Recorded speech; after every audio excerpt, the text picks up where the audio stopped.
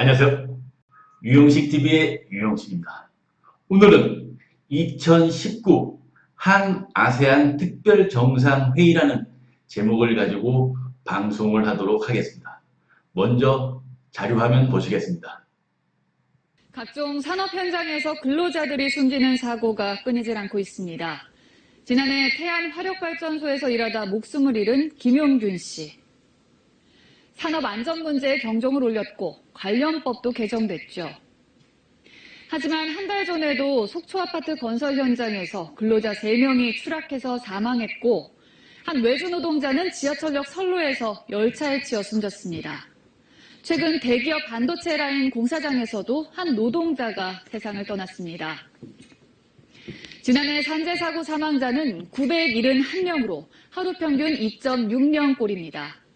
특히 전체 사망자의 절반 정도가 건설 현장에서 발생했는데 60%는 추락사였습니다.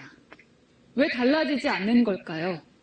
최강호 기자가 산업안전공단 점검반과 함께 건설 현장을 취재했습니다.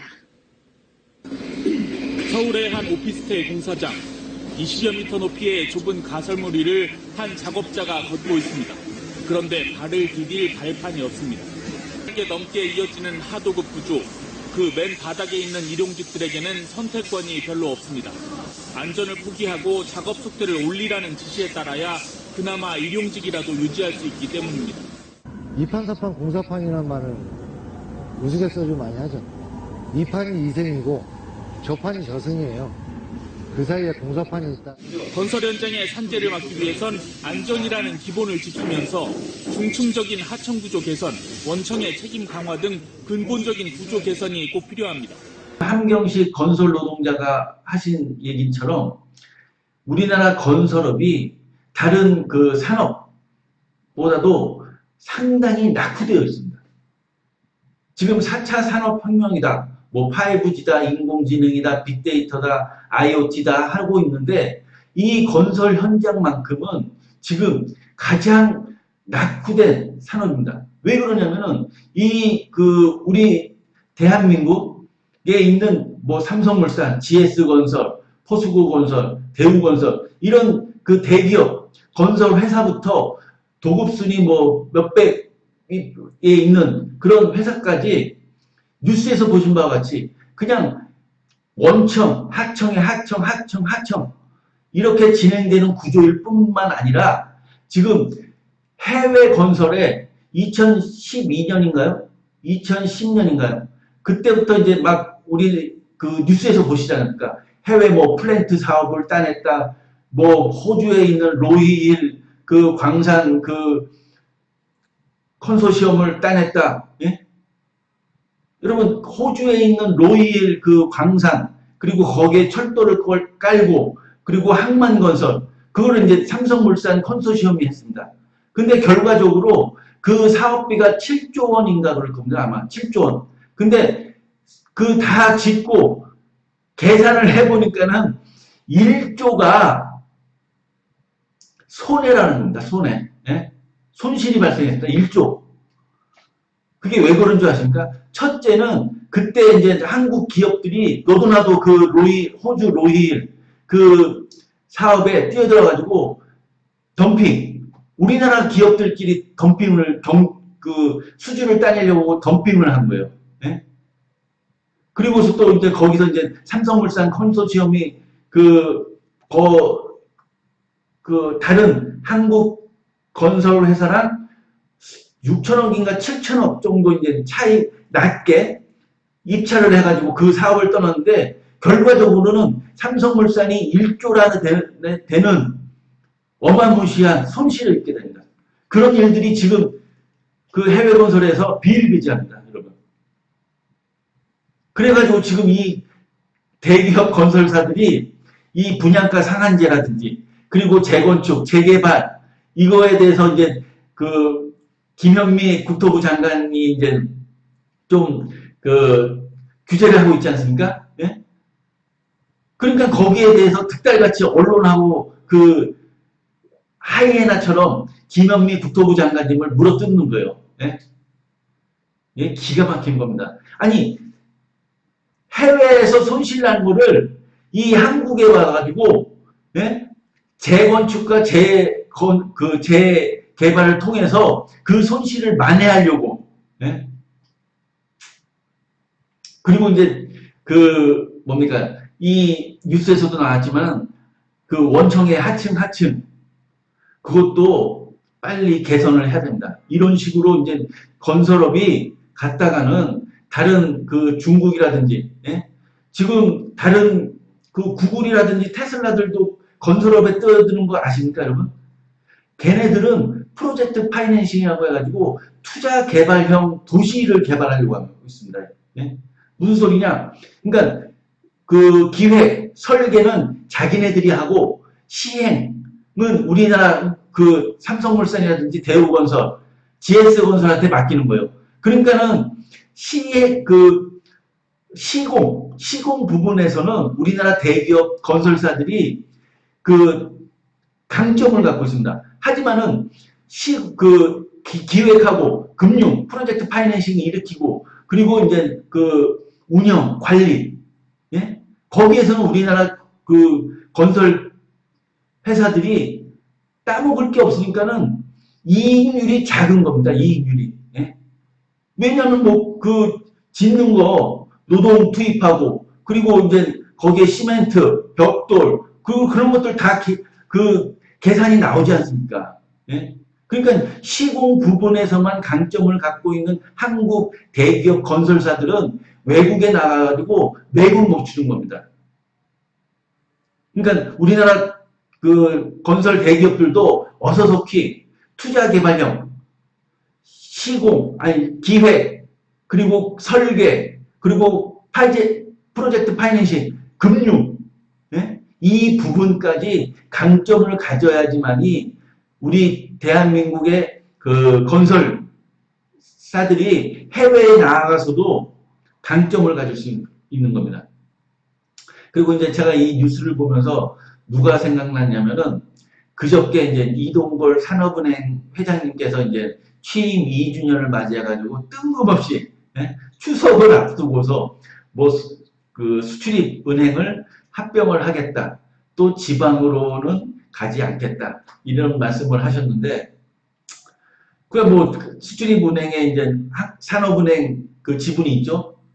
뭐 그 한국은행도 이제 그 수출입은행에 지분이 있고 뭐 그런 얘기를 하자는 건 아니고 이동걸 산업은행장님께 이제 제가 드리고 싶은 얘기는 자료 화면을 보시고서 또 이제 말씀드리겠습니다. 자료 화면 보시겠습니다.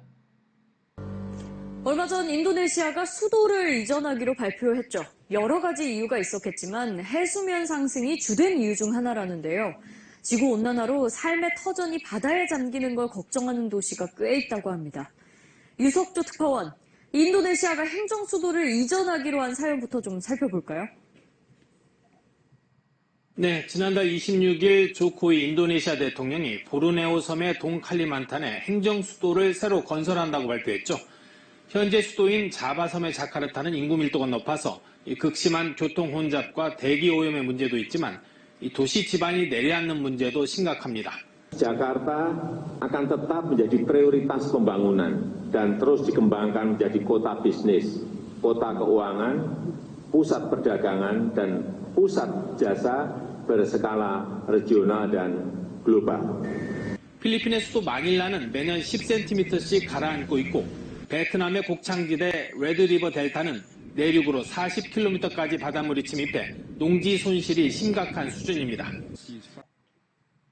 방금 보신 뉴스는 기후온난화에 따른 해수면 상승으로 그렇죠? 인도네시아는 이제 요번에 이제 수도를 자카르타에서 보르네오 섬으로 옮기기로 지난달에 이제 조코이 대통령이 결정을 했고 국가 예산 이제 400억 달러를 들여서요. 그리고 이제 또 그 필리핀 마닐라도 거기도 수도입니다. 그 마닐라가 매년 몇 센치씩 그 지반이 침하하고 있다는 겁니다. 그리고 베트남 그 곡창지대가 있는 메콩 델타 그 지역도 해수면 상승에 의해서 바닷물이 곡창지대 그 농경지로 침범을 하는 겁니다. 그러면 제가 이 뉴스에 언급해드린 이 세 나라는 그렇습니다. 여러분. 요번 이제 11월 25일, 26일 양일간 부산에서 열리는 2019 한 아세안 특별 정상회의에 정상들이 참석하는 나라입니다. 아세안 국가니까요. 그러면은 제가 앞서 언급해드린 이동걸 산업은행 회장이 좀 이 아세안 10개국의 정책 금융을 담당하는 수장들을 또 이제 이 기간 동안 부산에 초청을 해서 기후 온난화에 따른 해수면 상승과 도시 피해, 도시 침향, 그리고 이제 그 도시에 사는 주민들의 그 피해를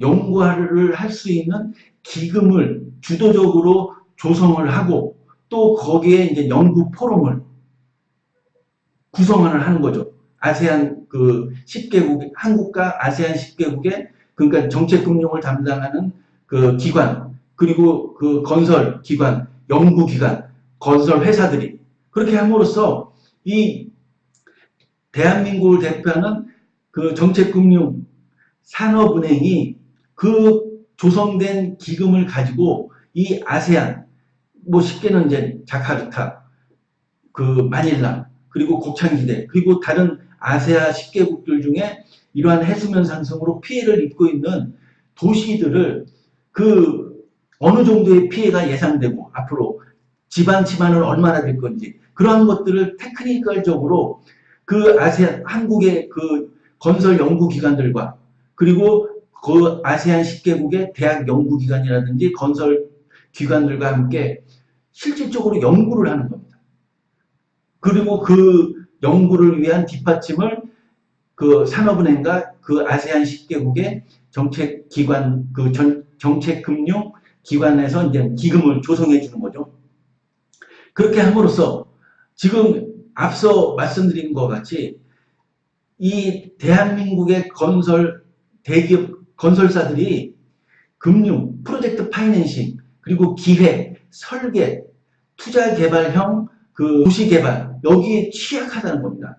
말씀드린 것과 같이 시공에 특화되어 있고 그 산업은행이 이러한 분위기를 조성하고 또 예로 들면은 인도네시아 자카르타에서 보르네오 섬으로 수도를 옮기면은 행정 수도 배후 도시가 필요할 거 아닙니까? 예? 베드타운 같은 거 그거를 이제 산업은행이 이제 프로젝트 파이낸싱 지금 한국의 시중은행에 이제 또 떠돌아다니는 투자할 그 곳을 못 찾는 부동자금이 1000조에 이른다고 합니다. 예?